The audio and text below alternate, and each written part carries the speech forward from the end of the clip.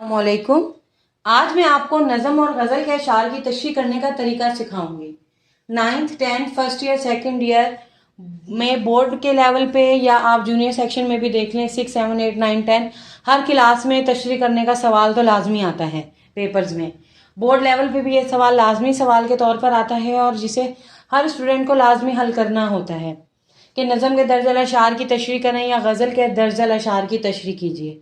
अशार चाहे नज़म के हों या गज़ल के, दोनों के अशार की तशरीह का तरीका सेम होता है। दोनों के अशार की तशरीह एक ही तरीके से की जाती है। आज मैं आपको तशरीह करने का बहुत ही आसान सा तरीका सिखाऊंगी और कुछ बेसिक टिप्स बताऊंगी। अगर आप उनको फॉलो करते हुए पेपर में बोर्ड लेवल पर अगर तशरीह लिखें तो मैं दावे के साथ कह सकती हूँ कि आप इस सवाल में पूरे नंबर हासिल कर सकते हैं। यहाँ बोर्ड पर देखिए मैंने एक शेर लिखा हुआ है। ये अल्लामा इकबाल का बहुत ही मशहूर शेर है जिसकी मदद से आज मैं आपको तशरीह करने का तरीका सिखाऊंगी। लेकिन पेपर में बोर्ड लेवल पर 9 10 फर्स्ट ईयर सेकंड ईयर में बोर्ड लेवल पर कभी भी एक शेर की तशरीह नहीं आती। हमेशा आपको 2 से 3 अशार दिए हुए होते हैं जिनकी आपको तशरीह करनी होती है। चाहे नज़म के अशार हों या गज़ल के अशार हों, कभी भी यहाँ पर मैं आपको एक टिप दूंगी कि कभी भी आप तीनों अशार की तशरीह एक साथ ना करें। हमेशा हर शेर की तशरीह अलग अलग करें। इससे आपको ये फायदा होगा कि अगर आप तीनों अशार की तशरीह एक साथ कर रहे हैं तो ज्यादा आप उसकी तशरीह 1.5 सफ़े की या 2 सफ़े की लिखेंगे। अगर हर शेर की तशरीह आप अलग अलग करेंगे तो एक शेर की तशरीह एक सफ़े पे आ जाएगी, दूसरे की दूसरे सफ़े पे, तीसरे की तीसरे सफ़े पे, तो आपके सफ़ात की तादाद भी बढ़ जाएगी। इससे भी आपको नंबर ज्यादा मिलने के चांसेस होते हैं। अब तशरीह करते वक्त सबसे पहले आपने क्या करना है, आपने डायरेक्ट तशरीह स्टार्ट नहीं करनी। अब जैसे कि मैंने बोर्ड पे शेर लिखा है, अमल से जिंदगी बनती है, जन्नत भी जहन्नुम भी, ये खाकी अपनी फितरत में, ना नूरी है ना नारी। अब ये अल्लामा इकबाल का बहुत ही मशहूर शेर है, बहुत ही मशहूर नज़म का शेर है। लेकिन इसकी अगर मैं तशरीह करूं तो सबसे पहले इसकी तशरीह करने के लिए मैंने सबसे पहले इसकी तशरीह नहीं करनी। सबसे पहले आपको क्या करना है, पेपर में जब भी आप तशरीह करें आपने सबसे पहले जो काम करना है वो यहाँ पे आपने हेडिंग देनी है,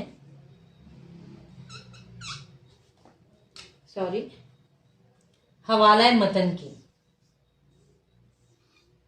हवाला मतन से क्या मुराद है कि ये अशार किस नज़म के हैं या किस गज़ल के हैं और इसके शायर का नाम क्या है। अब हवाला मतन में कौन कौन सी 2 चीजें आएंगी। अगर नज़म के अशार हैं तो नज़म का नाम आएगा पहले, नज़म का नाम, और नज़म का नाम हम इसके आगे यहां पर लिख देंगे। उसके बाद आएगा शायर का नाम। अगर गजल के अशार होंगे तो ये वाला नहीं आएगा, सिर्फ शायर का नाम आएगा। लेकिन चूंकि मेरा जो ये शेर है ये नज़म का है तो इसलिए मैं यहाँ पर नज़म का नाम भी लिखूंगी। नज़म का नाम है तलुए इस्लाम। अल्लामा इकबाल की बहुत ही मशहूर नज़म है, यकीनन आप सबने पढ़ी होगी, तलुए इस्लाम। और शायर का नाम है शायर का नाम है अल्लामा इकबाल। अब ये हवाला मतन है, ये जो एक पॉइंट है जो हमने लाजमी करना है सबसे पहले, इसका बोर्ड में अक्सर 1 नंबर होता है नज़म के नाम का और 1 नंबर होता है शायर के नाम का। नज़म के अशार की तशरीह में इस चीज के 2 नंबर होते हैं, लेकिन अगर हम गजल के अशार की तशरीह कर रहे हैं तो हवाला मतन का 1 नंबर होता है क्योंकि उसमें हमें सिर्फ शायर का नाम लिखना होता है। अब इसके बाद भी आपने तशरीह स्टार्ट नहीं करनी। इसके बाद आपने सबसे पहले क्या करना है, जो आपका करने वाला काम है, आपने शेर के मुश्किल अल्फाज के मायने को मुश्किल अल्फाज को अंडरलाइन करना है। इस शेर में ये 3 मुश्किल अल्फाज हैं और इन मुश्किल अल्फाज के आपने मानी लिखने हैं। मुश्किल अल्फाज के मानी की बेसिक तरीका मैं बता रही हूँ। अगर आप इस तरीके को फॉलो करते हुए पेपर में तशरीह करेंगे तो आप बहुत अच्छे नंबर ले सकते हैं। मेरे पास यहाँ जगह कम है इसलिए मैं एक लाइन में 2 अल्फाज के मानी लिखूंगी। آپ ایک لائن میں ایک الفاظ کا معنی بھی لکھ سکتے ہیں. خاکی، خاک مٹی کو کہتے ہیں. یہاں خاکی سے مراد مٹی سے بنا ہوا انسان ہے. دوسرا لفظ نوری، یعنی نور سے بنا ہوا.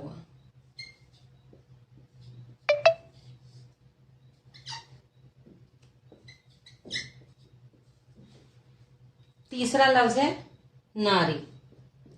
نار آگ کو کہتے ہیں اور ناری کا معنی ہے آگ سے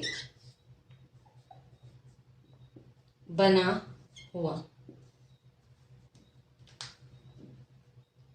میں یہاں پہ بیچ میں لائن لگا دیتی ہوں تاکہ فرق واضح ہو جائے کہ الفاظ کہاں ہیں اور معنی کہاں پہ ہیں.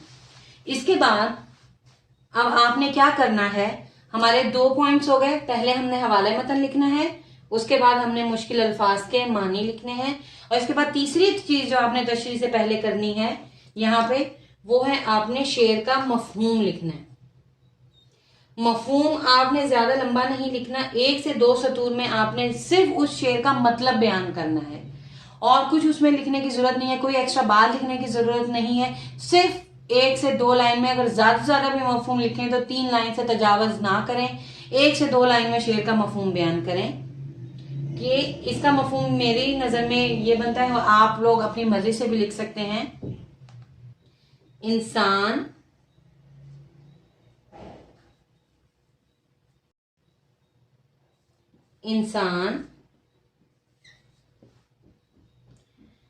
اصل میں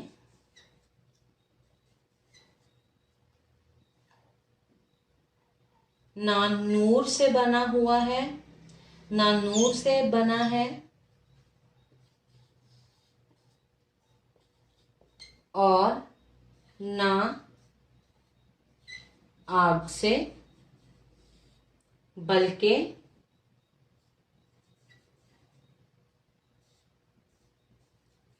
انسان کی زندگی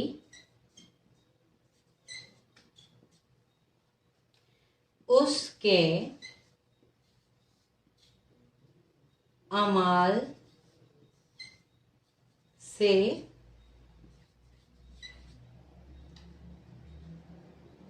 بنتی ہے.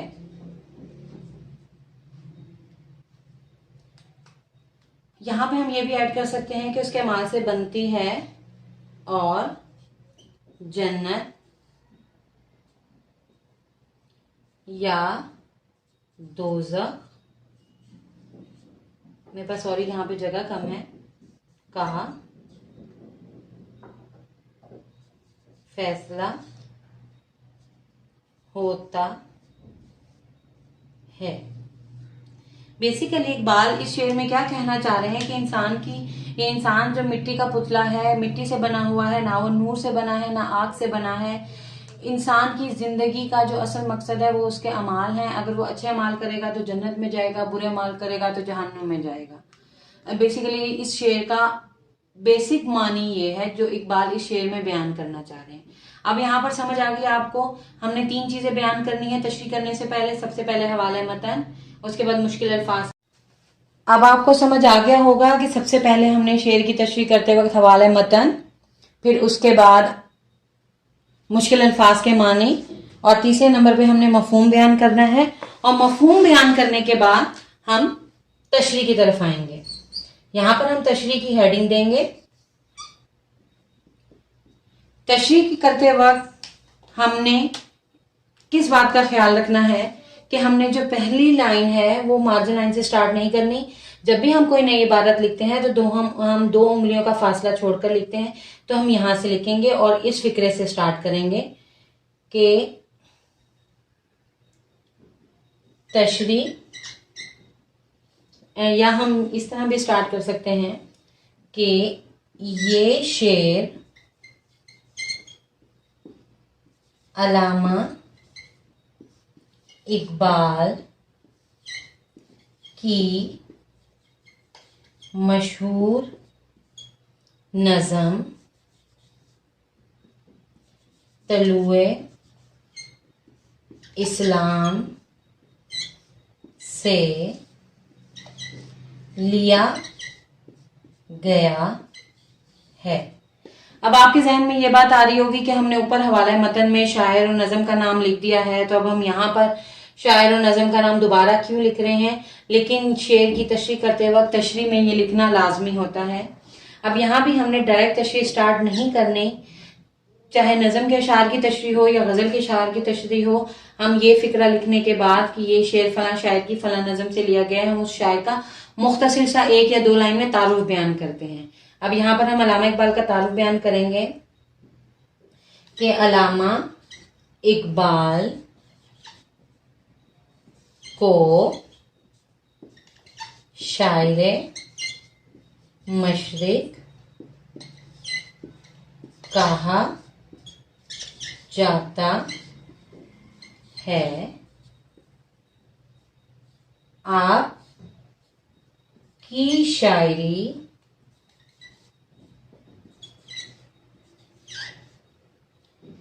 फलसफियाना मौज़ूआत से भरी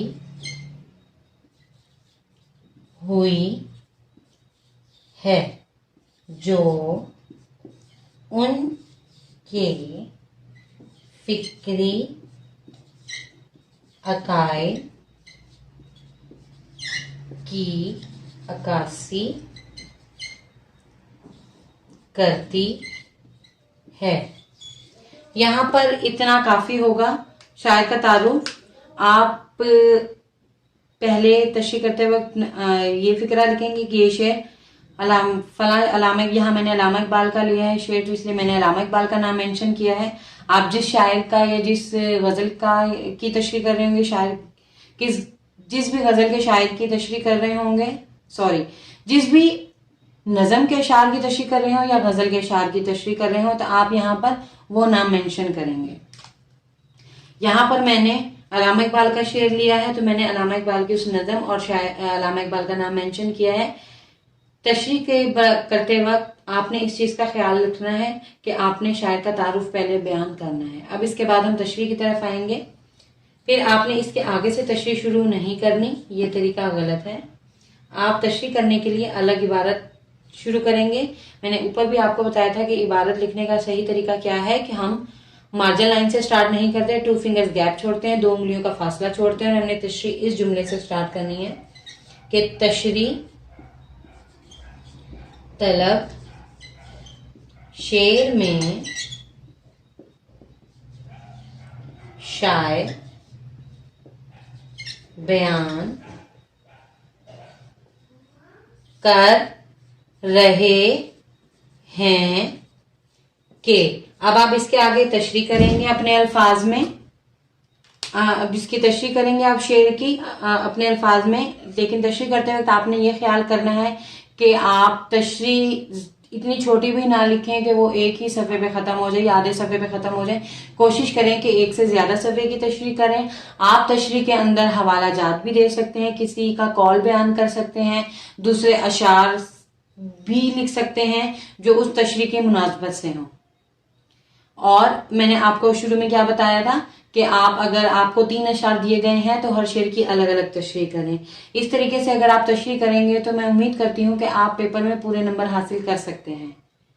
उम्मीद है आपको मेरी वीडियो पसंद आई होगी। अगर आपको मेरी वीडियो पसंद आई है तो प्लीज़ मेरी वीडियो को लाइक करें और मेरे चैनल को सब्सक्राइब कीजिए। अगली वीडियो में अगले मौजू के साथ फिर हाजिर होंगी। तब तक के लिए अल्लाह हाफिज़।